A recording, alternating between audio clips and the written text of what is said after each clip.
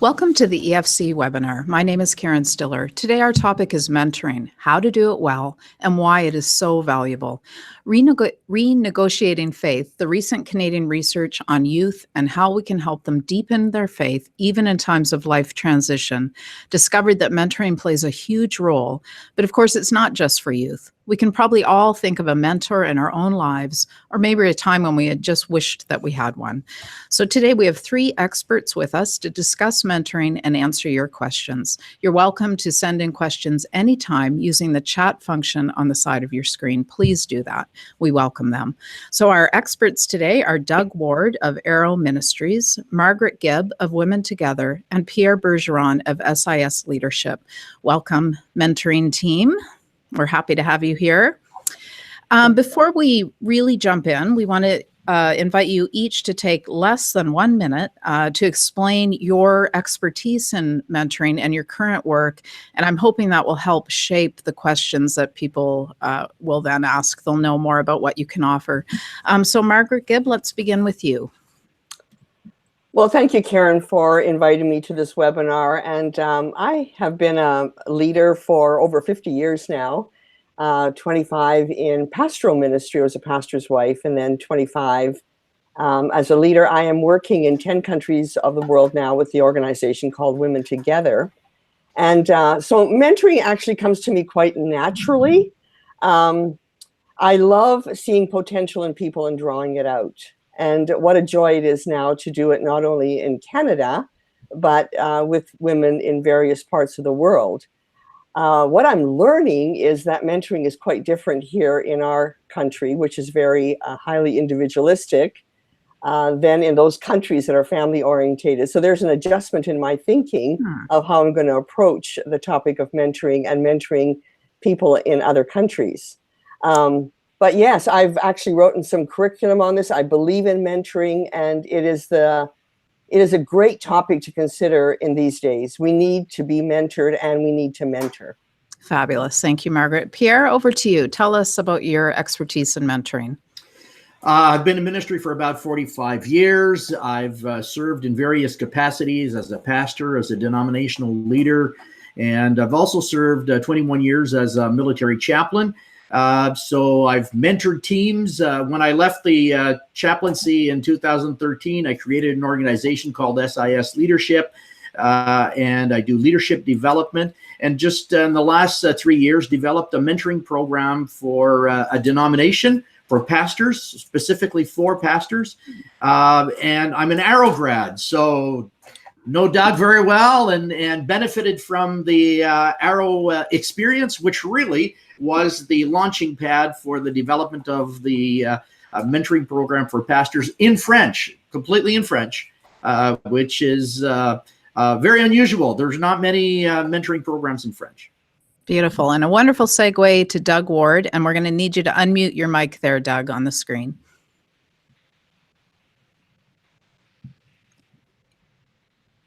Yeah, so if you hover your cursor to the top of the screen, and you'll see a unmute microphone.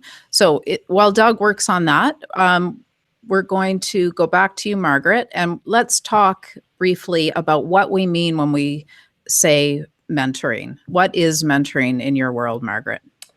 Well, for me, mentoring is coming alongside, but actually quite more than that. It's readily seeing leadership potential and latent gifts in people and trying to draw that all out. And you can often see potential when people can't see it in themselves. So it's a matter of a mentor saying, I believe in you, and I want to draw out what I see in you. And so you come alongside and often suggest next steps in the process. What's your next step? That's been my approach with mentoring. You have to tolerate a lot of mistakes and errors, knowing that character develops slowly, and be there for people in full support. Pierre, how about you? How do you define mentoring in your world? Yes, I've developed a definition of mentoring that I use in the circles where I do some training. And the definition that I use is this: mentoring is a confidential, ethical, and authentic relationship where we share experiences and learning, which empowers the personal and the professional development of the mentee, but also the mentor. Mentoring is not a one-way street. It's very beneficial for the mentor also in helping both the mentee and the mentor fulfill their God-given destiny. So very often I mentor on a regular basis 12 pastors on a monthly basis. And very often, especially with the younger ones, when I end the call, I go down to the kitchen, get a coffee, and tell my wife I am so invigorated by this mentoring session I've had with this young leader. So it feeds both the mentee and the mentor. That's exciting. That's an exciting thing to point out, I think. Doug Ward, welcome. Am I live? Yes, you are. You're perfect. Begin by telling us your expertise in mentoring, and then just move right into your definition of mentoring and how it may be the same or different. You bet. Welcome from Ottawa. I have my day job as a pastor. I've been here in Ottawa for 35 years in the same church, actually. I've been a pastor for over 40 years, so I work hands-on and intentionally with people here, not only in discipling role, but in specific mentoring activities. Also worked with Arrow Leadership for about 18 years, where I've been developing mentoring programs, the director of mentoring, held that capacity, still do that and do coaching. So we work with cohorts of 24 leaders at a time. Right now it's a 27 leader cohort about to go into executive Arrow. And part of the DNA of Arrow is mentoring and coaching. Sometimes there's not a lot of difference between those two terms, but we go with mentoring to distinguish it from some specific coaching things, which we can get into later. It's been a privilege to work with literally hundreds or dozens and hundreds of people over the years, and you'll learn a few things about what works and what doesn't. My specific definition, it's highly dynamic, it's intentional, it's a development of trust between a mentor and a mentee. You're trying to maximize the grace of God in their life, knowing that there's a third party, the Holy Spirit. You're talking about kingdom purposes, sharing your life experience and your resources. So it's a highly dynamic, intentional, and structured approach to taking a person deeper and with a much higher awareness of who they are as not only a person in Christ, but where they need to develop and activate their life in order to have a fulfilling experience. Doug, you mentioned the relationship with coaching, and I think I don't want to spend a lot of time on this, but how is mentoring different from coaching or discipling? Well, in my mind, and you'll get a lot of disagreement on this in the literature, it's just all over the place. Coaching for me is, it deals with more specific skills and competencies that would define a person and get them further ahead in their personal or corporate life. So you would identify an area, say administrative area where a person is very weak, and you might work with that person in that specific area. You're coaching them along, you're asking them questions, you're pushing them in a specific area. So it's highly defined in a more narrow way to help a person forward. Okay. Mentoring is a much wider, holistic thing where you're really talking about almost every area of a person's life and how they intersect. So it's a much broader term for me. Coaching is a narrower term. Both are excellent. There are times in mentoring when we slip into a specific competency or area we want to develop. That would be sort of a coaching arm of mentoring. But I kind of have a distinction in my mind between those two things. Okay. So mentoring is much more holistic, much broader in its intent. Now, all three of you, as I'm listening to you, I feel like you're talking about mentoring leaders specifically. So that's a question I have. Is mentoring for everyone in the church? I assume it is. Margaret, do you want to take that one? Well, I would agree. I don't think it's just for future leaders, because everybody's a leader. I mean, you have to lead yourself, and life is designed so that you're always in places you've never been before. no matter what you engage in. If you're a brand new wife, you've never been there before. If you have a brand new child, you've never been there before. And so mentoring becomes critical just to work through the processes of life and help people know that there's leadership within them. Yeah. It's a big problem with women. They don't even see that they're leaders. They say they're moms, but they're not leaders. And I always say, how can that be? If you're a mom, you are a leader. And so you've got to draw that out and out of people and just know that there's stages in life, there's seasons in life. No one's been where they are now today. You got to help them. And that's how I see it, that it's for everybody. Mentoring's for everybody. Okay, Yeah. Margaret, sorry, go ahead, Doug. If I could add to that, I mean, it's our number one task in the church to disciple people. That's our core responsibility. So discipling is leading a person into a deeper relationship with God. That's true. The addition to that, which I think we've discovered in our own local church, is to choose to not to handpick, but to choose and to encourage a specific people to enter into a relationship where we spend extended time with them for a block of time, and then we develop them in sort of a more official mentoring relationship, knowing that they are growing as a disciple, but taking that a step further. So it is for the broader congregation as well as it is for leaders. But we here at the church I serve now choose 12 leaders a year, and we work intentionally with them on a deeper basis with mentoring in order to enhance their own leadership capacity. Okay, I'd like to dig into what it literally looks like. And Margaret, you mentioned gender and working with women specifically. So that's an example of the kind of thing I'd like us to consider for a few minutes. So, and I know sometimes in Christian circles we have different opinions on this, but do women only mentor women? Do men only mentor men? And what does it actually look like? Is it weekly? Is it monthly? Pierre, do you want to start with those kinds of questions? That's a really a great question, and you're right. It really depends on the environment in which you're in, and depends on the experience of individuals. I happen to mentor women as much as I mentor men, but in our mentoring program with the denomination, we do train women to mentor women.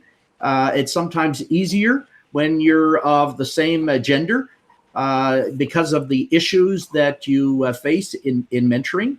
But anyone can who's a trained mentor can actually train cross-gender from one gender to the other. And in terms of, does a typical mentoring relationship, everybody, you don't just fall into it? No. It's intentional. No. Very intentional. The first question that needs to be asked is, why do I want to be mentored?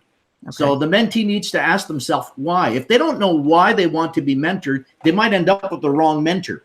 So understanding the why will provide you some direction as to who you can approach, who could really be able to mentor you fruitfully in the particular direction you're looking for. So there needs to be intention. And once you start the relationship, there needs to be a conversation at the beginning as to where this mentoring relationship will be going. Okay. Go ahead, Doug. We're pretty sensitive about the gender issue. Certainly in the Arrow program that we serve, it's men with men and women with women 90% of the time. But that's in a very safe environment, which is highly structured and highly organized and looked at as far as it's how we equip those mentors. In the church, we keep it men to men, women to women. In this day and age, we just have to be very, very careful about some of the perspectives and the age differences that we deal with. I think the Me Too movement has thrown a lot of things our way. We started doing some mentoring with young people, and we have had trouble with our insurance company and other things about demanding privacy things, how kids under 18 are even to spend a time with an adult. There's issues surrounding that. Of course, when they reach 18, that all shifts. But we generally go male, male, female, female. just for safety's sake and for just a sense of propriety, I suppose, would be. So that's our position on that. We stick pretty closely to that. Yeah. What are your thoughts on that, Margaret, as a woman who has probably been mentored by all kinds of people, and you are mentoring women? Well, I mentor women for sure, but in my own personal life, I need mentors. I welcome mentoring from a seasoned man, a leader. I welcome it. Why not? Mm-hmm. And but in my experience right now, it's amazing the doors that are open, especially overseas, for me to mentor young men who are in their 40s. They're doctors. We provide leadership training for organizations now, and they're coming to me. And I suppose because they see me as a seasoned leader, how do I cope with life here in Africa, or what do I do about this situation? So I'm not locked into just women. Although I do think that women process life differently than men. And so, I'm sensitive to that as well. No, I think it's open. I'm certainly open to be mentored by men and mentor men as well. Yeah, well, that's very interesting. Like, there's clearly not a clear consensus, but we are living in a time where it's definitely an issue to be considered. So if you've entered, now the mentoring relationship exists, how do you set it up to the most benefit? Is it helpful to read a book together? I'm wondering how much time the mentor needs to spend listening, as opposed to, you're not there to teach the person necessarily, right, Pierre? How do you do it? That's a great question. We've discovered in our mentoring program that the best mentors are individuals who have training as coaches. The danger for a mentor is to want to share their experience and focus on themselves rather than focus on the mentee.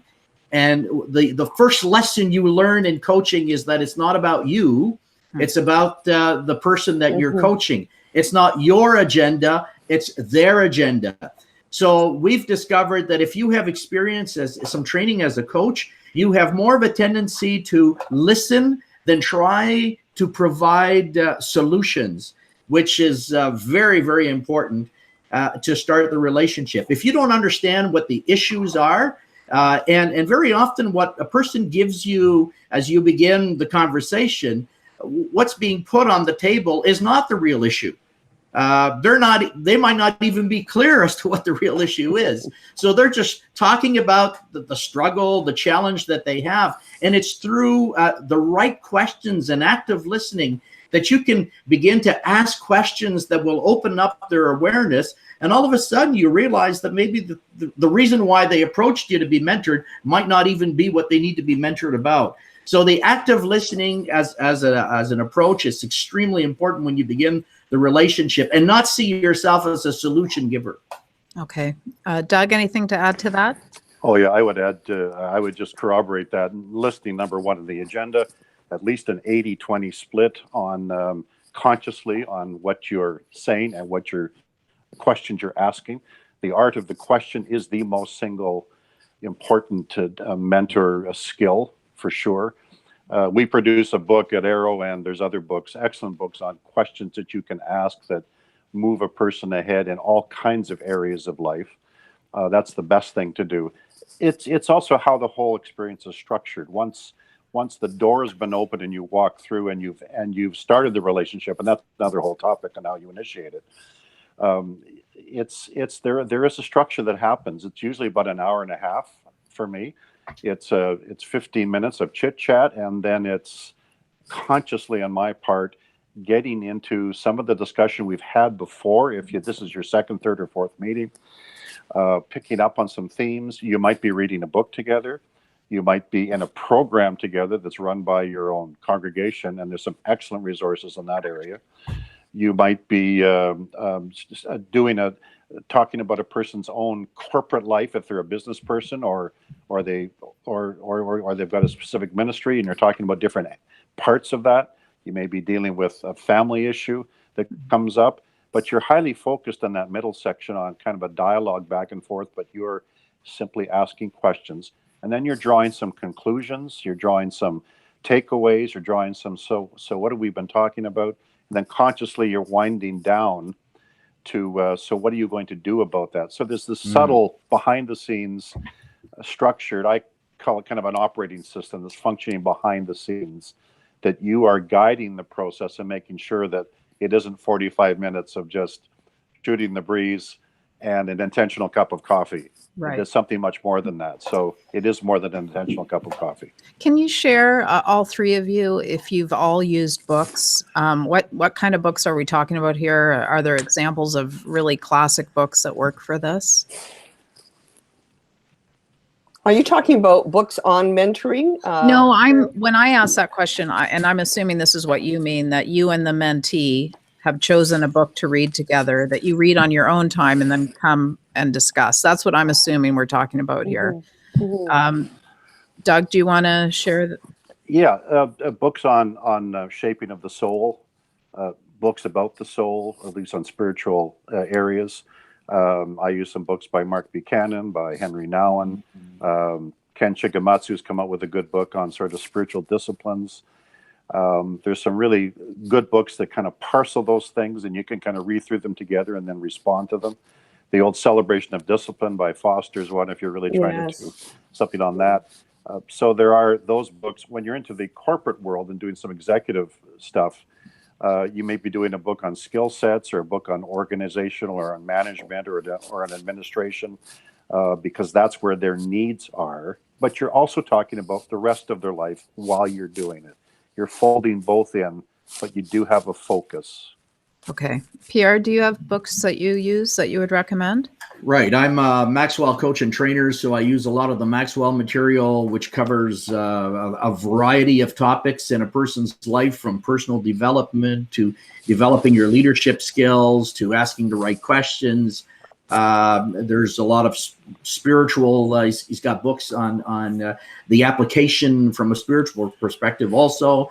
In our mentoring program, we use books like The Cure to help pastors in their understanding of doing ministry from a grace perspective rather than performance perspective. There's a great book by David Tripe called, I forget what the first word is in English, but it's about calling, that's one book that I use also with pastors as we journey. They read 2 chapters, and then the following session we talk about what they've the perspectives that they've gained, the awareness they've gained. And like Doug said, the important thing is at the end is always to have a plan. The individual needs to come up with the plan of what he or she is going to do with the awareness they've gained, and how it's going to help them develop. And one of the roles of the mentor is to keep them accountable. And many people will say to me that the accountability bit is one of the most important thing for them, because people get easily discouraged. And having the mentor, when we begin the next session, say, well, how did your plan go? And if the plan went well, then fine, we can move on. If the plan didn't go well, then why not? And there might be some circumstances there that would indicate why they had to take some extra time for various needs. But if you see a habit of procrastinating or whatever, then there are other issues that it allows you to go into to help that leader develop, that person develop. So the accountability bit is important. Okay, let me address, we are getting questions about books. We will create a list of books and we will put it on the Faith Today blog. So we will follow up with the books. I wanted to go back to you, Doug, about the art of the question you mentioned. Can you give us each, I'll ask you all to do this, an example of 1 or 2 typical questions that you would use to open the mentee up on some topic? Like, are they questions like, what I hear you saying is that right? Is that the kind of listening, questioning you're talking about? What are the 2 greatest disappointments in your life and ministry in the last month? That's a good one. What's changed since we last met together? What do you think God might be doing in the situation? when they start riffing on whatever, Okay. you pull them back into something like that. Have you been sleeping well lately? Hmm. there's all kinds of pointed things that can get you in. Most of them should be arresting. Some of them should be just almost off-putting, making them think and catching them off guard. That's really helpful. What area of temptation is most likely to rise up when you're tired?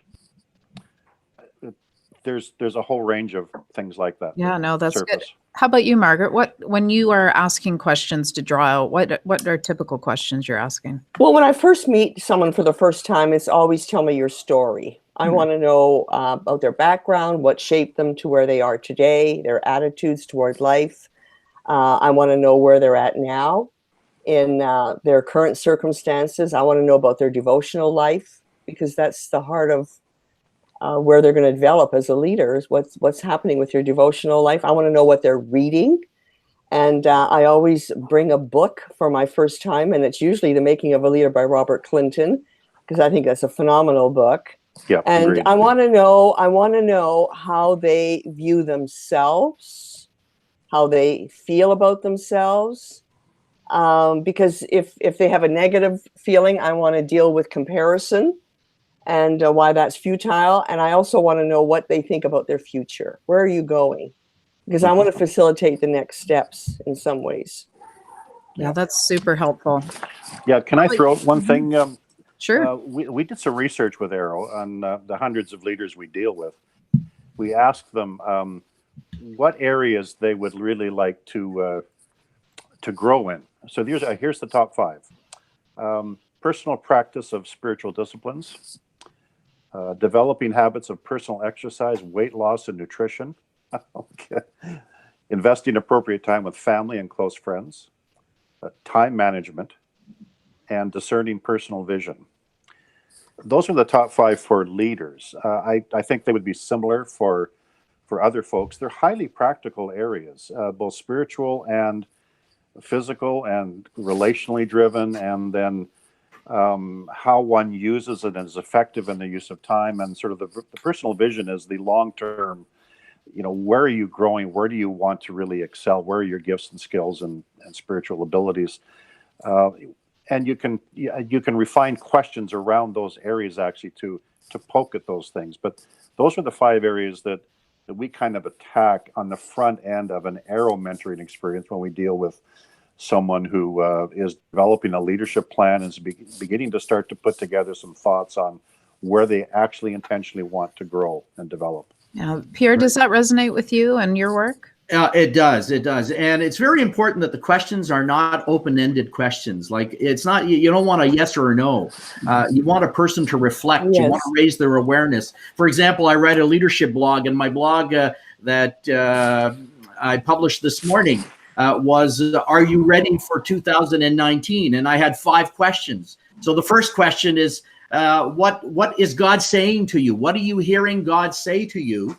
And then from there, once you get what a person is hearing from God, then what are some of the changes that you need to do in order to be able to put into practice what you're hearing God say? What are the kinds of people that you need around you in order to be able to do that? How will you evaluate your progress? So it's those type of questions that you want to ask that will bring a person to dig into themselves and to find some resources, find some direction, find some tools that will help them in their development.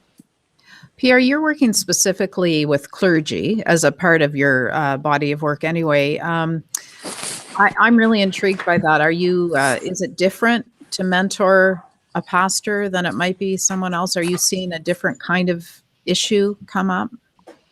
Well, there's some pastoral issues that would be different from the corporate world. The human issue is the same for everybody, whether you're a pastor or anybody else. One of the things that I mentioned when I start the mentoring program with new mentees is that the first thing we want to work on is people's character. In the business world, I'm ex-military. So in the military, you develop skills, but you're not concerned about a person's character. The private life of an individual remains private. But in the ministry, you want to deal with the character first, because the pitfalls, the where you fail in your life is rarely in your skills; it's in your character. So we put a big emphasis on developing the character first, and the skills are really the last thing we look at. So we work a lot on the person, on who they are, the gifts that they have. I love Macintosh books on the dark side of leadership, because we all have a dark side, and to be able to have a safe place where you can talk about that and be able to discover that, and then say, okay, what do I do about that? Okay. And those are character issues that need to be dealt with. Now, you three do this as a ministry and as part of your work. What if, like, I'm just an ordinary person in my church and someone asks me to be their mentor? How do I become equipped to do it well? And what if I don't like it? What if it's not a good match? What if the person's really irritating and I feel like I can't help them? What then? Margaret, do you want to take that first? Well, I think that you sometimes have to know when you're over your head and it's not the right fit. There has to be a natural liking, I think, of each other to do that. It can't be a force. I can't see mentoring as a program. It is built on relationship. Okay. Mentoring is all about relationships. And so I would say to a young person that wants a mentor, watch people in your church. Watch their character. Watch their attitude. Is it someone that you're inspiring to be like? And then go to that person and say, would you mentor me? That would be my approach. I did that for years. And I like that. I like that natural thing that happens rather than a forced situation. And what if you were approached and you'd never done it before? Is there a how to be a mentor website? Or like, how do you learn? Doug, do you want to take that? And I think you might be muted again, Doug. Is it? Okay, Pierre, while Doug sorts out, Pierre, do you want to jump in there about learning how to be a mentor when you're just an ordinary person? Right. Again, it all depends what kind of mentoring you're doing, and whether it's part of a spiritual journey where you're helping someone to become a disciple and grow in Christ. And that might be easier as a church member to another church member. But certainly, if you're interested in mentoring, you either want to go to a mentoring seminar, you want to read some good mentoring books, you want to talk to people who do it and have the conversation. What are the challenges? And you're right.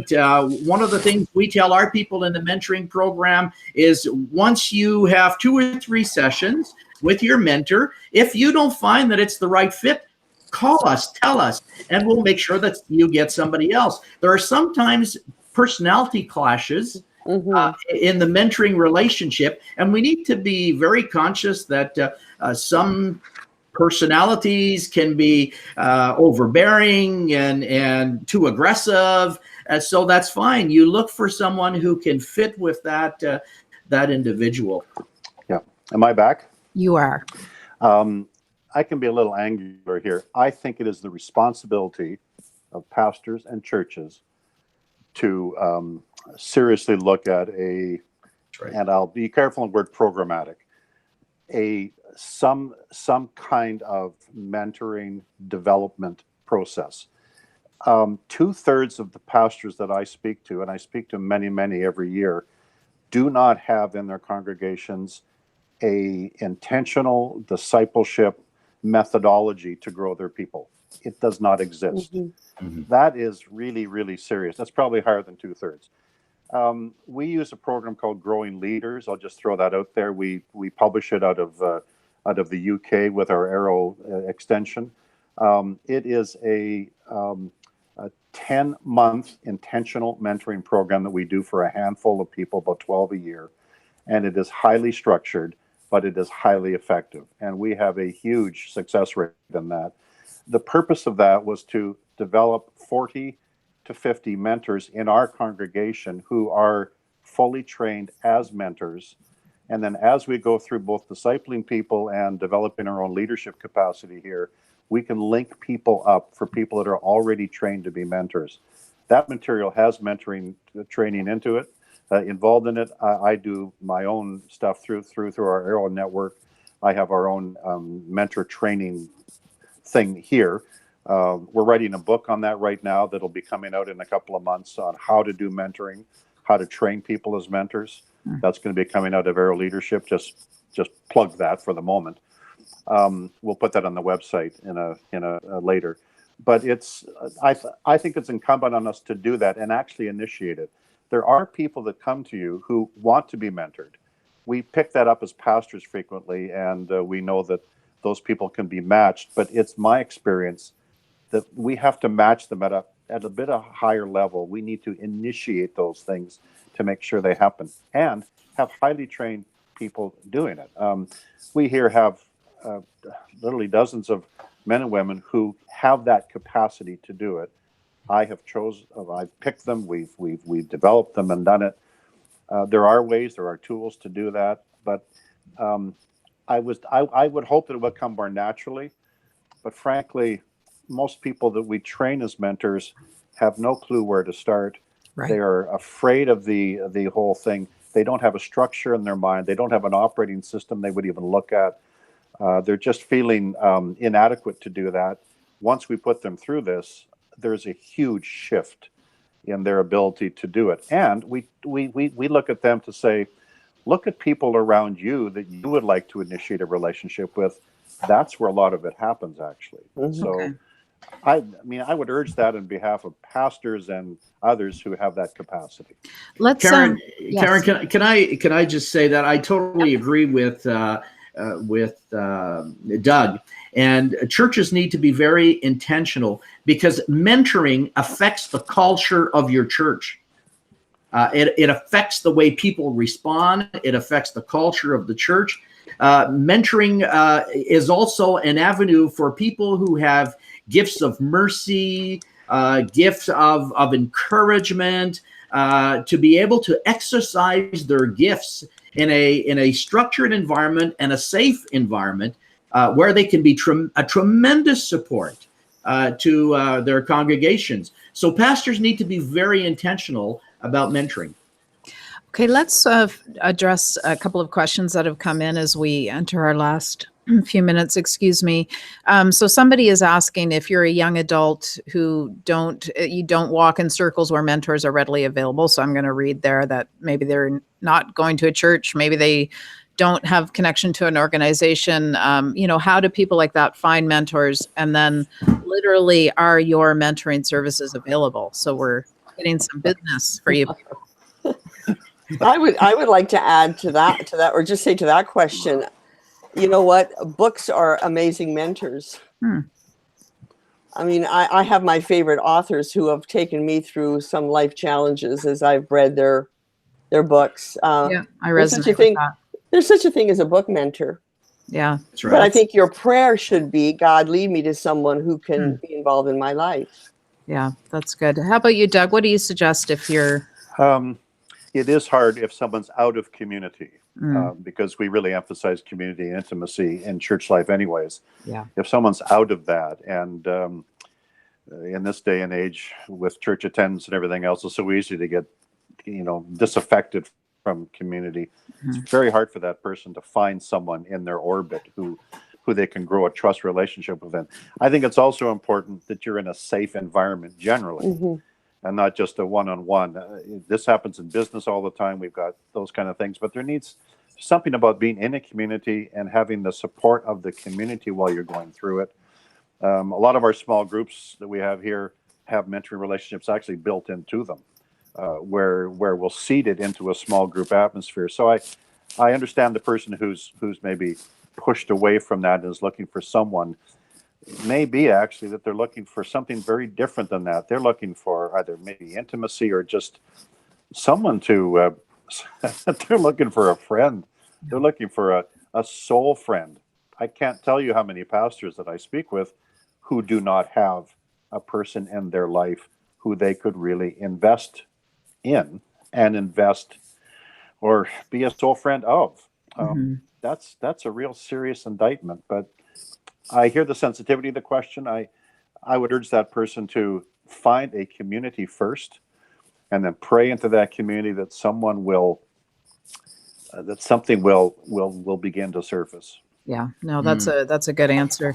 The question is coming up again, so I'm going to ask you, Pierre, to take this to just very briefly sketch out what an hour mentoring time literally looks like. So you sit down, you maybe chat for 5 minutes, and then what happens, Pierre? Right. We chat about how the individual's going, what are their what's their the week been like, their family. If they're a family person, I always ask about the family, because the family can have tremendous impact in what's going on in that person's life, especially if if the spouse is sick or a child is sick. It's very important in the relationship, in developing the relationship, to take the time to know the person you're in a mentoring relationship with. So we talk about that, and then I normally send them 2 questions, and they have these questions ahead of time. They've given thought to that, because I say to them, you don't want to pay me just to listen to you trying to determine what you really want to talk about, when you can have done that by yourself, and we can be productive when the time comes. So the question is, what do you want to talk about? And what would be the best outcome for you out of the session? So they come to the session already prepared with a topic that they want to talk about. At least they have a general direction, and they have some idea of what they're looking for as a result. And then I just ask questions. And if it's an ongoing mentoring relationship, and we're talking about something that we talked in a previous session, again, it's how did your plan go? What did you do? How did it work out? What worked or what didn't work? And then we just continue on determining what the session, the questions to have a deeper understanding. And the last 15 minutes, we get into, okay, you've talked about some of the options that you've looked at. What would be the type of thing that you can do in the next month, or the next 3 weeks, 2 weeks? What could you do to bring you further ahead in what you want to accomplish? And then it's very important that they identify their own plan. The people that you mentored do not necessarily have the personality that you have. They don't have the understanding that you have. So it's important that it's their plan that they're able to identify. So you help them come to grips with what the plan is. And then I always end with, what did you learn out of this session? What are you leaving with as you leave this session? And that's very important for me, because then I can really be able to gauge how well the session went. Okay. So that for me is what a session looks like. How frequently are we meeting with these people? Is it like for them to actually make some changes in implementation? Doug, is it once a month? Is it? I'd like to say once a month. It's usually once every 6 weeks for me, as I think about it and look at my own schedule.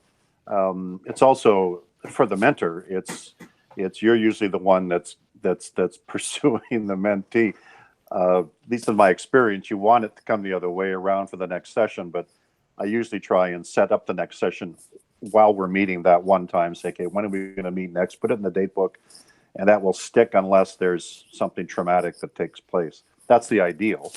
Once every 6 weeks, that keeps the momentum going, which is a huge issue. And it gives enough space for something to transpire. For those I work with at Arrow Leadership, it's once every month, and you're trying to do that, and that's healthy as well. But then they're actually paying for that experience. So, Yeah. so you have a bit of a cloud over that, and that's good. Okay, thank you, Margaret. Anything to add to these last couple of points about what the mentoring session looks like? And also, the question has come up again about the differences between mentoring a man and a woman. And I'm asking you this only because you said you've done both, sort of on purpose. So if you could add to anything Pierre has said and then also address that really quickly. Well, I just, in my situation, I honestly try to build relationship and get to know the person as much as possible, because that mentoring is all about really developing a love for the person, understanding them, and then taking them to the next steps. And that sometimes can take a long time because largely people are very complicated and complex. And, you just need to help them along and give it time, give the relationship time. So while I may meet some every month or every 6 weeks, sometimes it's every 3 months, depending on where they live, or I do it online. I mean, there's all kinds of possibilities, but you have to kind of evaluate the person that you're mentoring. How much time do they need with you? And but it's an investment in their future, which is the heart of mentoring, investing in a life, investing in their purpose. Yeah. So Thank wonderful you. gift to be able to give someone is to mentor them. Karen, can I add one thing that hasn't been mentioned yet? Most of the people that I mentor are Christians. So I always end with prayer. And I find it amazing how many times people will send me an email and say, thank you so much for your prayer. And I always ask them, what do you want me to pray about? And I've even done it with individuals that are not people of a Christian faith understanding, such as mine. For example, I was coaching a chartered accountant 2 years ago. It was really about their professional life. And at one point, I felt that this individual was really going through a struggle, and I knew that she was open to an understanding of God. And I asked her, I said, can I pray for you? As I ended my coaching session, I don't do that very often in coaching sessions, and I prayed with her, and it was interesting that became a launching opportunity for her to within the next year, she became a person of faith. Interesting. Yeah, I mean, that really probably basic tip of ending with prayer is really hugely important, I'm sure. We're going to start to wrap up. I'm going to ask each of you to share, and maybe this is simplifying things too much, but, your top tip or two, if we can say that, for a healthy mentoring relationship. And I'm also going to ask you, as you say goodbye, to share with people how they can find you online. If you have a website, if you have a blog, whatever, how they can find you. And we will also include that in information online later. So, Doug, can I begin with you as we draw to a close? Yeah. There's perils if you don't do this. Bobby Clinton, who wrote a book on this and has done some fundamental research with thousands of leaders, has discovered that only a third of people who reach the end of their careers or their lives finish well. And he's put down a whole bunch of reasons why they were unfocused. Their intimacy with Christ waned. The personal disciplines weren't as important. They stopped being a learning person, a learning attitude. Their network of meaningful relationships started to dwindle and they started to float. Those were all factors, he said, towards the end of their life that they regret. And he says, that does not have to happen. We need people around us and people who are going to push us and cajole us and to affirm us and to encourage us. So that's one thing that I think is really critical for me.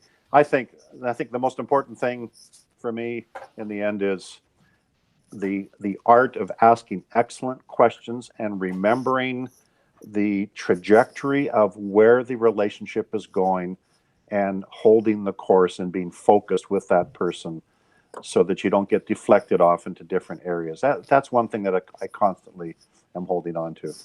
Thank you, Doug. And where can people find out more about Arrow, I guess? Well, go on arrowleadership.org, which would be Okay. the website. All of our materials are on there. Everything that we publish is on there.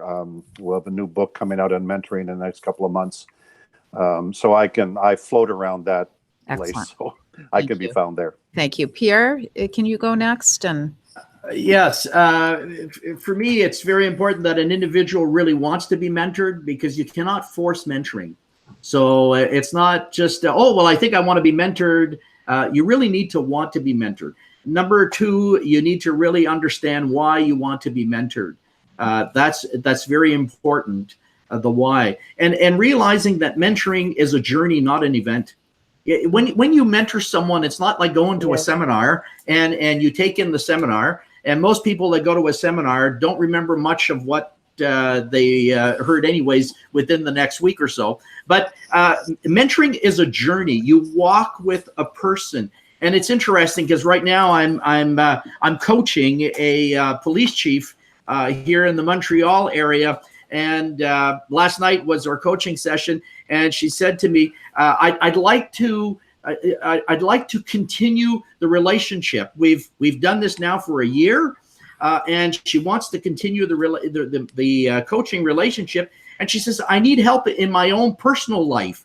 Are you willing to coach me in that area? And I said to her, I said, now that the relationship has started, it's not like a light switch. I just can't turn it off. I need to be willing to continue the journey because there's something interesting going on in the life of that individual. So as far as reaching me, I have a website. It's sisleadership.com. And my email address is pierre@sisleadership.com. perfect. Thank you so much, Pierre. Margaret, take us home. Take us home. Okay. I would say for me, listening is key. As was mentioned by Pierre and Doug earlier, ask questions, see potential in people, know how to draw it out. And for people who are younger, trust older people to guide you. There's a little bit of a hesitancy not a little bit, quite a bit of a hesitancy in our country with age. And I just say age gives us experience, lots of experience. Experience gives us knowledge. And we need to dip into that. Even in my own life right now, I'm looking to older people to mentor me because they are further along. And of course, there's such a thing as peer mentoring, but we have to get over the age thing in mentoring in this country to really make it effective. Older people do have something to share. And we need that desperately. And where can we find you online, Margaret? Well, go to my website, women-together.org, or email me at info@womentogether.org. Excellent. Well, thank you so much, Pierre, Doug, Margaret. Thank you so much for helping us today think through this issue, a very alive issue, one that can affect all of us. I have someone I mentor, and I'm leaving this conversation feeling like I need to find someone who will mentor me. So I'm hoping that you feel that as well. If you are watching this webinar today, that this is something you would experience as a mentor or as a recipient of that kind of relationship. So thank you. If you missed the beginning of this webinar, we are going to post it online. You can find it easily at the efc.ca, so you can watch it from the beginning and you can share it with others. We would love to have you do that, and you can check back to that same website for future webinars. So thank you so much, and watch faithtoday.ca for a blog that will list off the books we mentioned today. Thank you for joining us.